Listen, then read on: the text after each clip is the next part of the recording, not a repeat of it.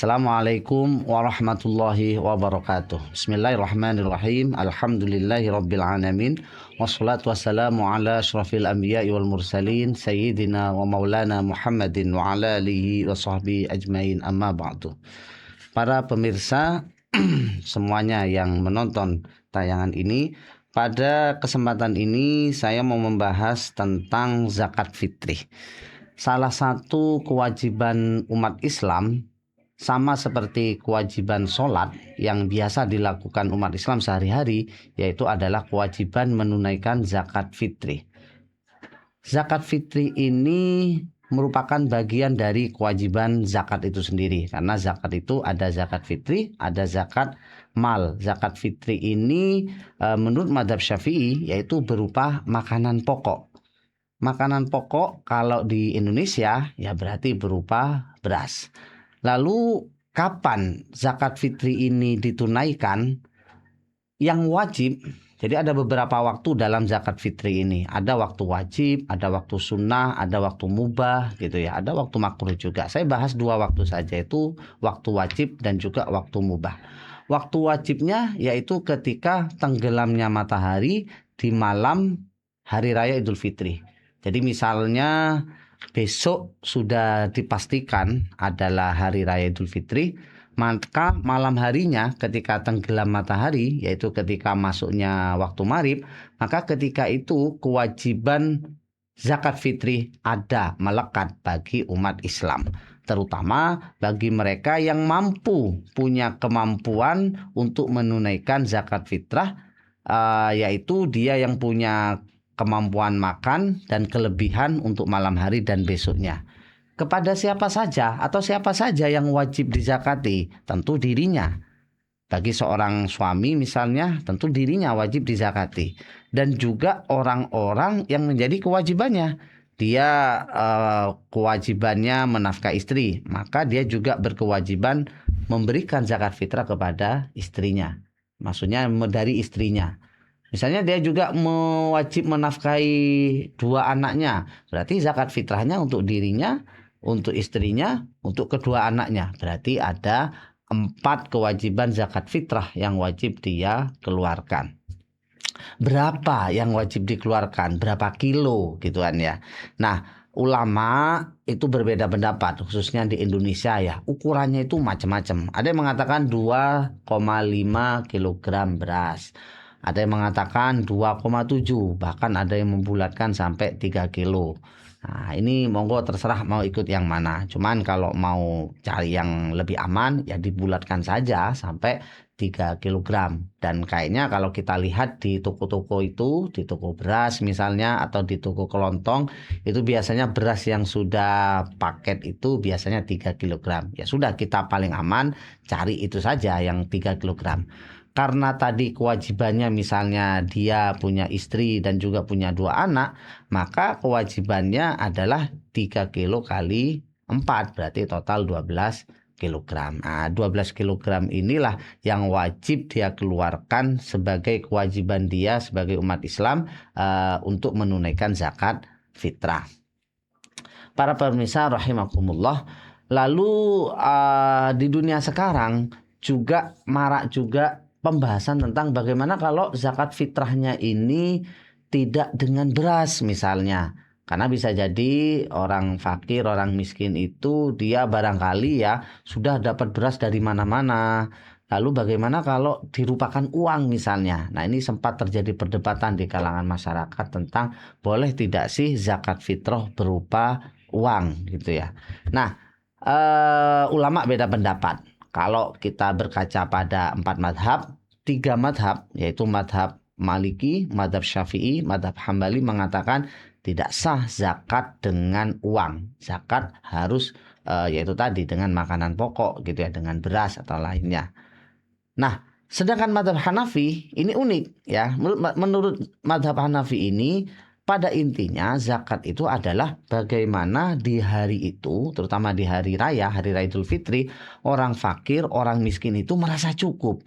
Nah, jika orang fakir miskin itu dirasa cukup dengan beras, ya monggo silakan zakatnya dengan beras. Tapi kata madhab Hanafi, jangan dibatasi hanya dengan beras.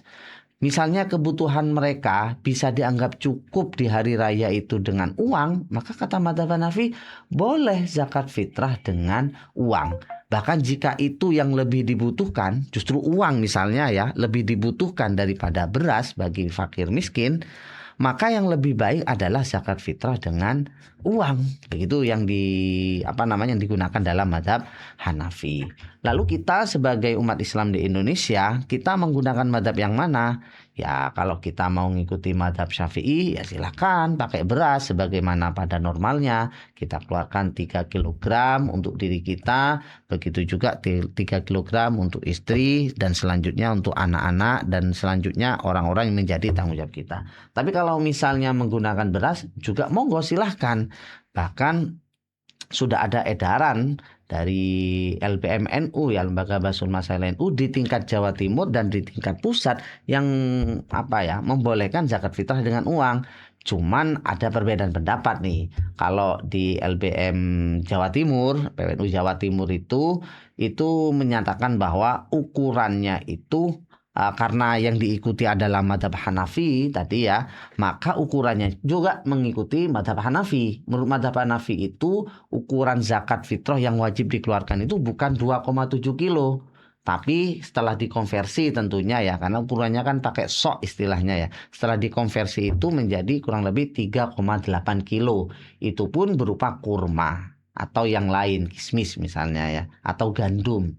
Jadi tidak ada kata-kata beras di situ. Kalau nggak kurma, kismis, gandum 3,8. Nah tentu kan harganya beda. Kalau beras misalnya 1 kilo, ini misal ya 15.000 atau 20.000. Sedangkan kurma kalau 1 kilo itu kan juga macam-macam kurmanya ya. Anggap yang biasa mungkin 50.000. Maka harganya juga beda. Karena hitungan tadi menurut mazhab Hanafi itu 3,8 kilo, tinggal dikali. Misalnya kurma 1 kilo itu 50.000 kali 3,8 kilo. Nah tentu harganya beda gitu ya. Itu yang dipegang, yang dijadikan fatwa di LBM NU Jawa Timur. Tapi kalau pendapat LBM NU pusat ya, itu mengatakan boleh tetap menggunakan ukuran beras. Jadi zakatnya tetap berupa uang, tapi ukurannya juga berupa 2,7 kilo. Itu juga nggak masalah. Tapi kalau mau cari aman, sekali lagi ikhtiat ya, hati-hati. Ya sudahlah, kalaupun mau pakai zakat fitri berupa uang gitu ya, ya cari yang paling tinggi saja, yaitu mengikuti mazhab Hanafi 3,8 kilo kali seharga kurma yang 1 kilonya berapa begitu. Lalu selanjutnya yang perlu saya sampaikan tentang zakat fitrah ini, dan ini mungkin hal-hal yang kadang tidak diperhatikan oleh masyarakat, yaitu tentang panitia zakat. Para pemirsa rahimakumullah, perlu dibedakan antara amil zakat dan panitia zakat. Ya, biasa kan di momen-momen Idul Fitri ada banyak masjid, musola, sekolah atau apapun begitulah ya yang sukarela menjadi panitia zakat. Nah, yang perlu dipahami, panitia zakat dengan amil zakat ini beda. Kalau amil zakat adalah lembaga resmi yang ditunjuk oleh pemerintah. Kalau di Indonesia itu ada BAS, Badan Amil Zakat, baik di tingkat pusat, di tingkat provinsi, di tingkat kota, kabupaten, bahkan juga ada unit pengumpul zakat UPT gitu ya di kampus misalnya. Itu yang resmi, itu adalah amil. Tapi kalau di masjid, di musola, yang memang tidak ada SK gitu ya, tidak ada penunjukan dari BAS. Kalau ada penunjukan misalnya LAS, Lembaga Amil Zakat, misalnya Lazismu, itu juga amil. Tapi kalau di musola, di masjid yang tidak dapat SK dari BAS, dari pemerintah, maka itu bukan amil zakat. Ya panitia zakat itu saja. Lalu apa kita nggak boleh nyetor zakat kita melalui panitia zakat? Boleh-boleh saja, nggak ada masalah ya. Toh panitia di masjid, di musola itu juga membantu kita. Barangkali kita bingung, kita nyetor ke siapa, mau ngasih ke siapa bingung, maka di musola, di masjid itu memberi layanan. Cuman yang perlu dibedakan, karena panitia di masjid itu bukan amil zakat, ada beberapa hal konsekuensi hukumnya. Satu, kalau amil zakat, dia berhak mendapatkan zakat karena amil termasuk bagian dari mustahik zakah, orang yang menerima zakat. Sedangkan panitia zakat jangan coba-coba mengambil bagian dari zakat fitri karena dia bukan amil zakat. Jadi nggak boleh panitia zakat mengambil bagian zakat sebagai dia amil, itu nggak boleh karena dia bukan amil tapi panitia zakat. Yang kedua, pada proses amil boleh mengambil dana dari zakat itu sebagai operasional, sedangkan pada panitia zakat itu tidak boleh karena memang bukan amil. Yang ketiga, nah ini yang tidak kalah penting teman-teman semuanya, para pemirsa. Kalau seorang muzaki, orang yang sudah menyetorkan zakat kepada amil zakat, otomatis kewajibannya sudah gugur. Artinya apa? Misal nih ya, ada amil kok tidak tanggung jawab sehingga tidak didistribusikan secara tepat misalnya, kewajiban muzaki sudah gugur. Kenapa? Karena dia sudah memberikan kepada amil. Beda kalau muzaki, orang yang memberi zakat, memberikan zakat kepada atau melalui panitia zakat. Kalau misalnya track recordnya tidak baik si panitia zakat itu, misalnya secara umum orang sudah tahu kalau diberikan melalui itu nggak diberikan kepada orang-orang yang berhak. Wes pokoknya diawur gitu kan ya. Dia tahu itu misalnya. Maka ketika dia memasrahkan zakatnya kepada panitia zakat itu dan itu tidak sah misalnya, maka tanggung jawab dia sebagai muzaki belum gugur walaupun beras itu sudah diberikan kepada panitia zakat itu. Nah, makanya ini perlu hati-hati baik bagi pengelola, bagi panitia, betul-betul harus paham bab fikih zakat, terutama zakat fitrah. Harus tahu siapa yang betul-betul mustahik zakat. Fakir miskin itu siapa. Jadi tidak sembarang memberikan zakat. Begitu juga si pemberi zakat harus betul-betul paham track record dari si panitia zakat. Ya kalau secara umum sudah bisa dipercaya, ya sudah nggak apa-apa kita berikan. Kita yakin kalau mereka sudah amanah. Nah, itulah pembahasan seputar zakat fitrah yang memang menjadi kewajiban bagi kita. Tadi saya sampaikan kewajiban zakat fitrah itu di malam hari ketika mau hari raya Idul Fitri. Tapi menurut ulama boleh diawalkan bahkan sejak tanggal 1 Ramadan. Jadi hari ini misalnya masih ada bulan Ramadan, boleh zakat fitrah itu diberikan sekarang.